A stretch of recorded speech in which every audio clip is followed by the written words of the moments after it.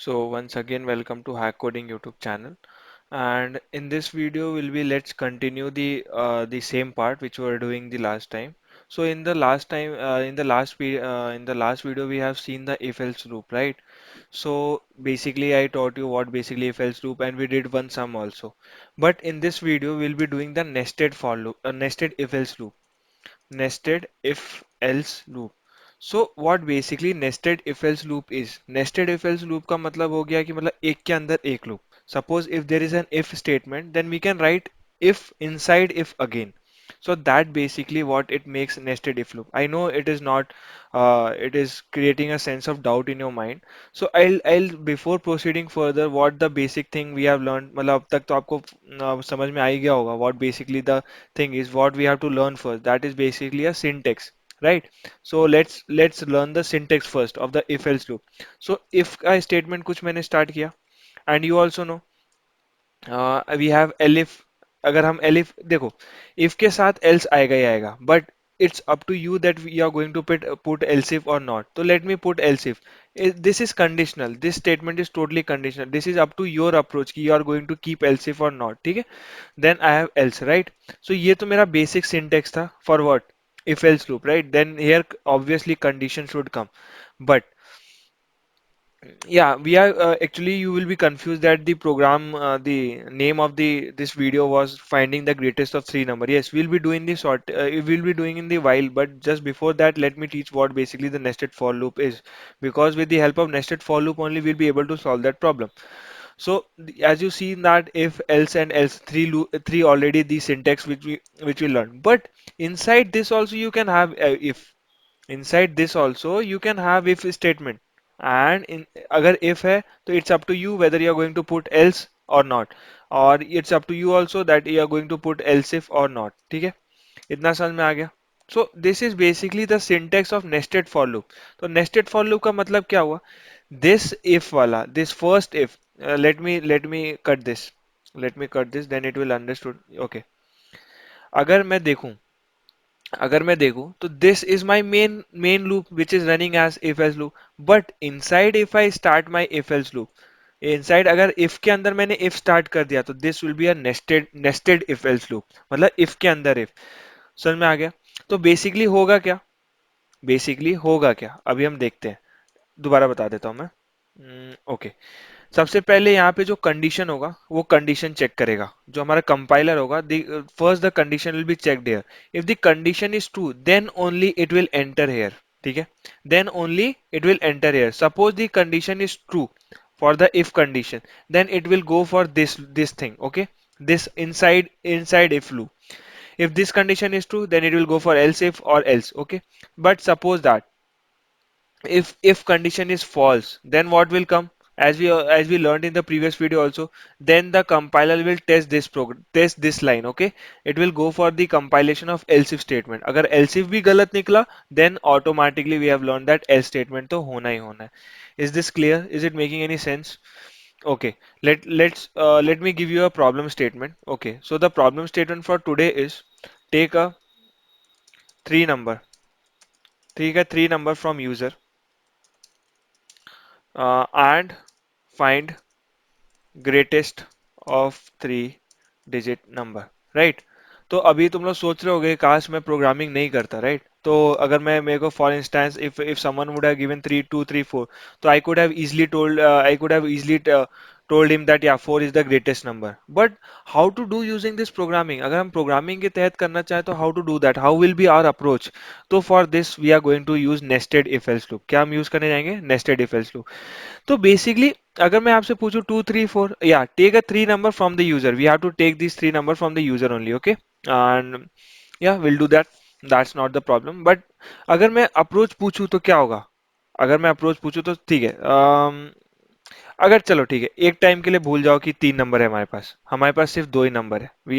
We have only two number, then how will be telling? पहले तो मैं check करूंगा क्या ये टू बड़ा है थ्री से. अगर बड़ा है तो क्या बोलते, थ्री ग्रेटर होगा, नहीं तो नहीं तो टू ग्रेटर होगा. तो okay, before jumping to three number, let me do with the two number only to make you understand more better. Okay, to.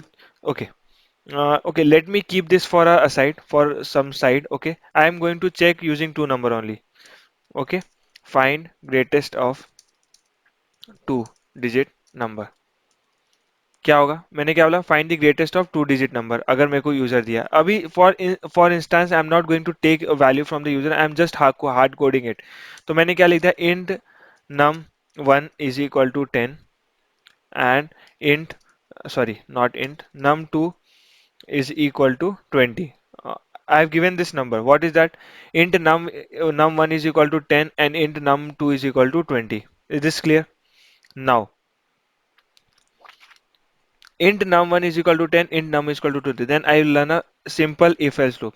If num1 is greater than num2, अभी अगर मैं ये अगर ऑपरेटर लगा दिया, क्या लगा है, क्या num1 बड़ा है num2 से, what again read this, is num1 greater than num2, क्या 10 बड़ा है 20 से, ये तो for instance this, just forget this कि ये हमने कुछ लिया भी है, ओके। देन printf, अगर अगर num वन बड़ा होगा num टू से, तो obviously num one is going to be greater the number, अगर in if will check in the two, तो देन जस्ट, तो here what will be, just what will do, just will print the statement that num one is greater, okay.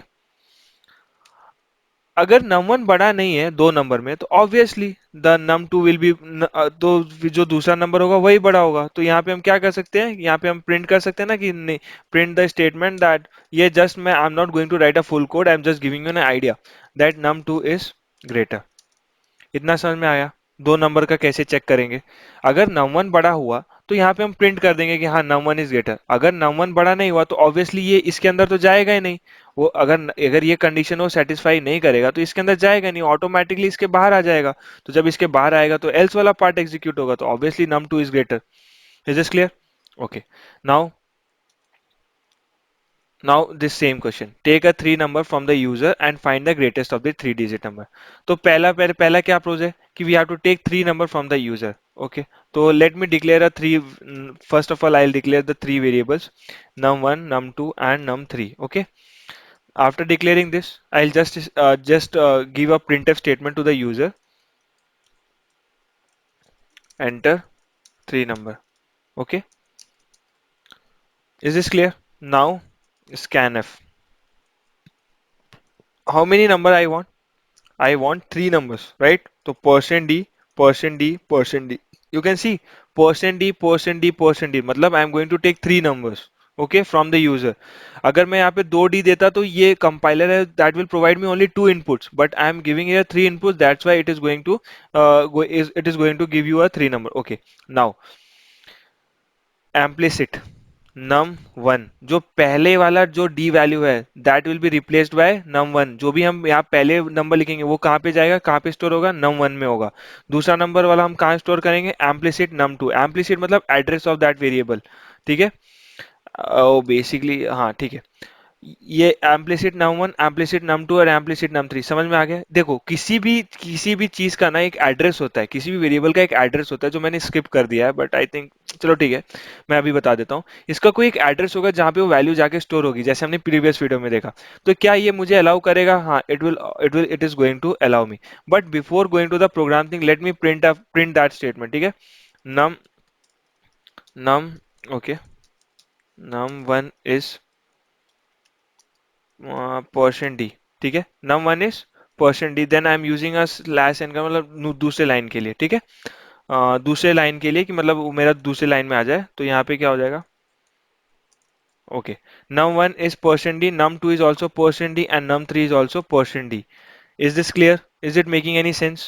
Now percent D की जगह नम one क्या है, num one है, तो comma की जगह परसेंट डी की जगह मैं क्या लगा दूंगा, नम वन लगा दूंगा, then num two will come and then num three will come. Remember, whenever I am writing a printf statement, then implicit will not come. Implicit will only come in the scanf condition. Okay, then just I will check my program. तो यहाँ पे क्या होगा, जो भी value user ने put किया है वो मैं यहाँ पे प्रिंट करा रहा हूँ, ताकि मेरे को पता चले हाँ कि मतलब क्या नंबर लिया है यूजर ने। तो I will just run this program. Okay, let me choose the language here, C, and I'll run. Okay, enter three numbers. So what I'm writing, 12, then again 13. Remember, after 12, I'm pressing enter, then 14. Okay, I have given 3 number, now if I put enter, मतलब एक number डाल दिया, दो number डाल दिया, now 3 number, अब मेरे enter दबाने से this printf this line number 14 should execute, because यहाँ पे ऑलरेडी 3 बार एग्जीक्यूट हमारा जो प्रोग्राम था वो ऑलरेडी हमारा हो रखा है. Now if I press enter, now you can see num 1 is 12, num 2 is 13, num 3 is 14. Is this clear up to till extent? यहाँ तक क्लियर है कि नहीं क्लियर है? अगर यहाँ तक क्लियर नहीं है, just rewind the video and see again, otherwise it will not be clear to you. Okay, now coming to the our next approach. जो हमें क्या, हमारा जो यहाँ तक तो हमने कर लिया, take a 3 number from the user, ये चीज हमने कर ली.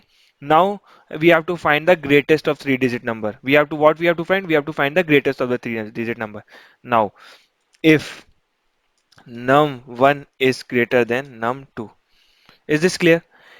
If num1 is greater than, यहां से मेरा मेन प्रोग्राम स्टार्ट हो गया, तो remember what I am doing, just see what I am doing, then you write it. और पहले सब चीज कॉपी पेन एंड लैपटॉप सब चीज भूल जाओ, पहले यहाँ पे चेक करो क्या मेरा num1 बड़ा है num2 से. फॉर एग्जाम्पल यहाँ पे मैं जस्ट फॉर एग्जाम्पल ले लेता हूँ num, यहाँ पे पहला नंबर लिया मैंने 10, दूसरा नंबर लिया 15 और तीसरा नंबर लिया 20. क्या किया मेरा, मैं बस एग्जांपल के लिए ले रहा हूं, यहाँ पे ये एक्चुअली बेसिक वैल्यू नहीं है, वे वैल्यू तो the user will be going to put here. So देखो, पहला नंबर इज 10, दूसरा नंबर इज 15, तीसरा नंबर, तो पहला नंबर नंबर 1, क्या 10 बड़ा है 15 से? नहीं बड़ा है. What is that? नहीं बड़ा है. इज बड़ा है क्या? तो then I am again in the if statement only. मैं क्या करूं, अच्छा चलो ठीक है, अभी अभी देखो इफ जो पार्ट था उसका मैंने एल्स एल्सिफ और एल्स पार्ट नहीं लिखा है. क्यों? अभी मैं बाद में लिखूंगा, आपको मैं समझाऊंगा बाद में क्यों नहीं लिखा. अभी मैं इफ के अंदर ही नया लूप चालू करने जा रहा हूं, क्योंकि इसमें भी कुछ चीजें बची हैं, जैसे अभी मैंने नेस्टेड लूप में बताया. क्या if num1 is greater than num2, अगर ये स्टेटमेंट ट्रू हुआ, अगर ये स्टेटमेंट ट्रू हुआ, then what will you do? You will check again, क्या is num1 is again greater then num3? समझ में आया क्या बोला मैंने? अगर if num1 is greater than num2, चलो ठीक है, मान लो मैंने मान लिया कि num1 जो है वो num2 से बड़ा है, then I will go and check for this also, क्या num1 num3 से बड़ा है, मतलब 10 जो है क्या वो 20 से बड़ा है? अगर बड़ा है तो यहाँ पे मैं क्या लिख दूंगा, print F yes num1 is, यहाँ पे मैं लिख देता हूँ yes percent d is, okay not yes percent d is greatest. तो यहाँ पे कौन सा बड़ा होगा? num1 बड़ा होगा. क्या होगा? num1 बड़ा होगा. देखो, दोबारा समझो, दोबारा समझो इसको.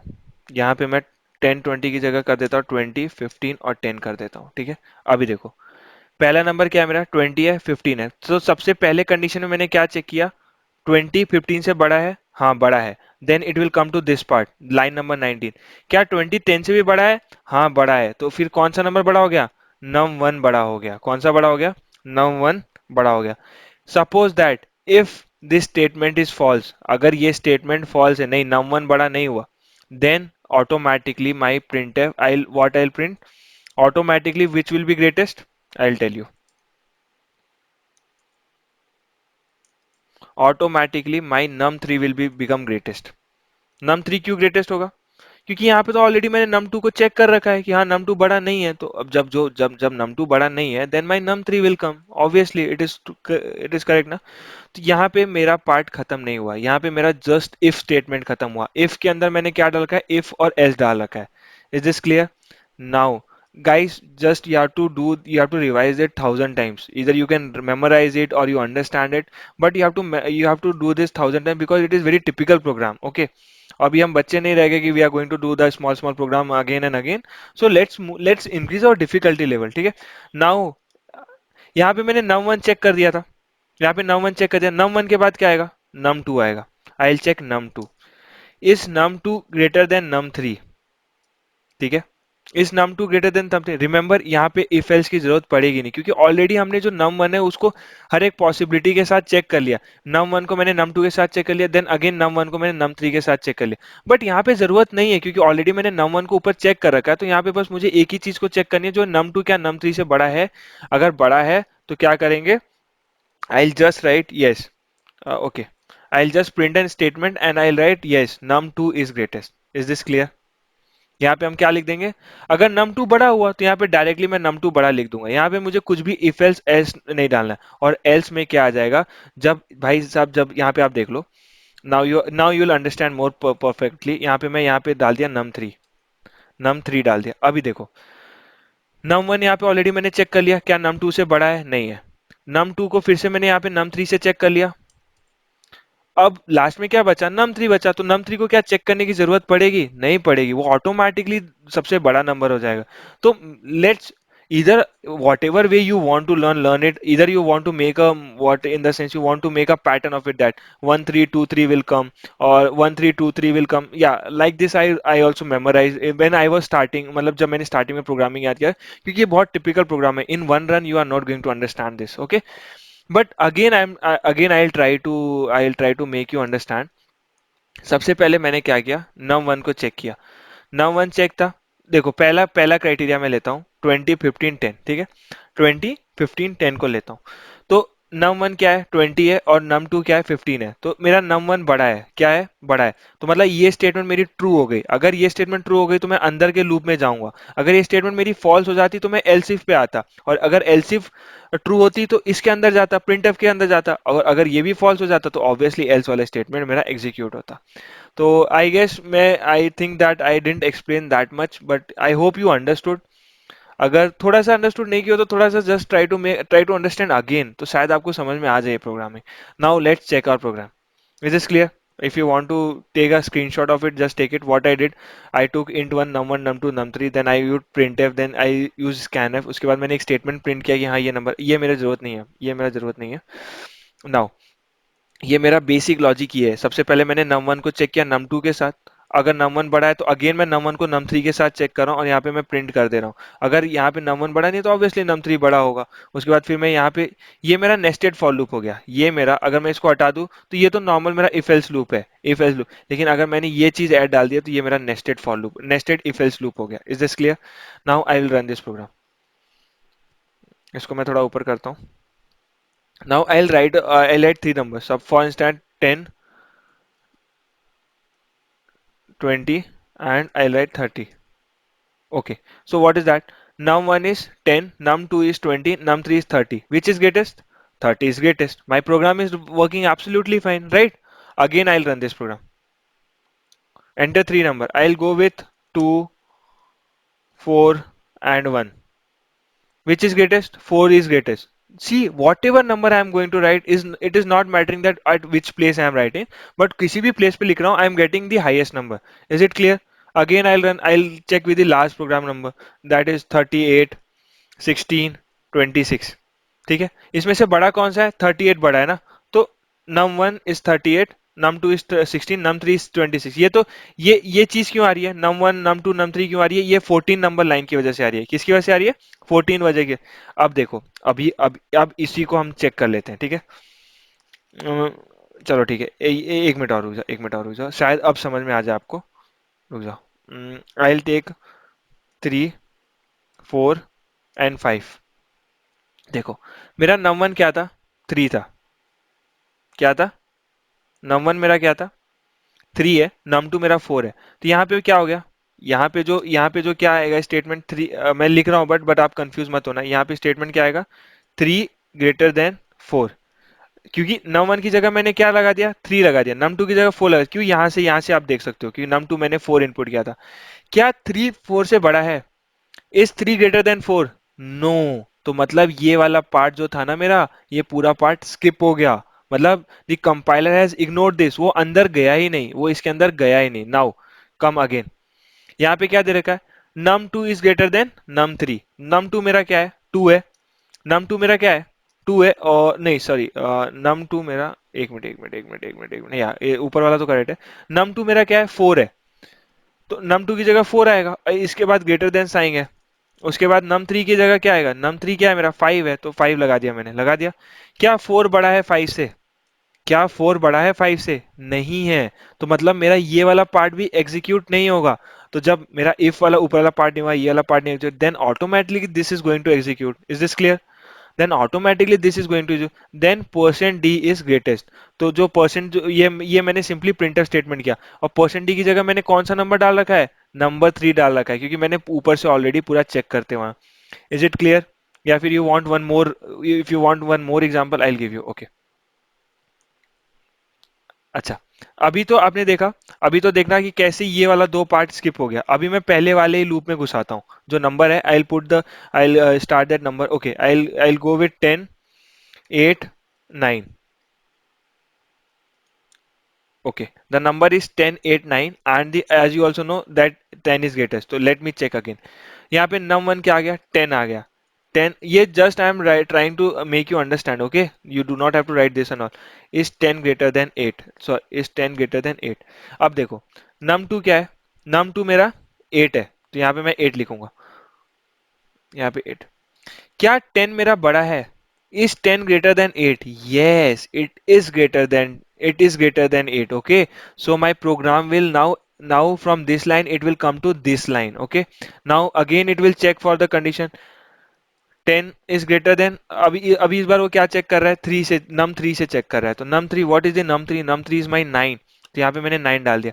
अगेन मेरा क्या है, 10 मेरा बड़ा है ही है, तो ऑब्वियसली प्रिंट है the percent d is the greatest, जो जो ये वाला स्टेटमेंट प्रिंट कर देगा। तो अब ये वाला पार्ट एग्जीक्यूट कर देगा, अनएग्जीक्यूट रहेगा, क्योंकि ये वाला पार्ट इग्नोर कर देगा, क्योंकि ऑलरेडी उसको अपना आंसर यहीं पे मिल गया। तो again this will be, this part will be ignore. तो यहाँ पे num 1 की जगह क्या आ गया, मेरा 10 आ गया। गाइस, थोड़ा सा दिमाग आपको भी लगाना पड़ेगा। आई होप, मतलब I tried my best to make you understand. If you still didn't understood please comment me below, then I try to make you understand with the help of animation. तो शायद आपको animation से और ज्यादा अच्छा समझ में आ जाए। But guys, this is little bit tricky program, this is little bit of tricky program, but you have to do it, and you have to understand the logic behind this, and you have to try to implement with this। I hope you understood, and till the next video, keep learning, keep watching, and keep hack coding. Jai Hind.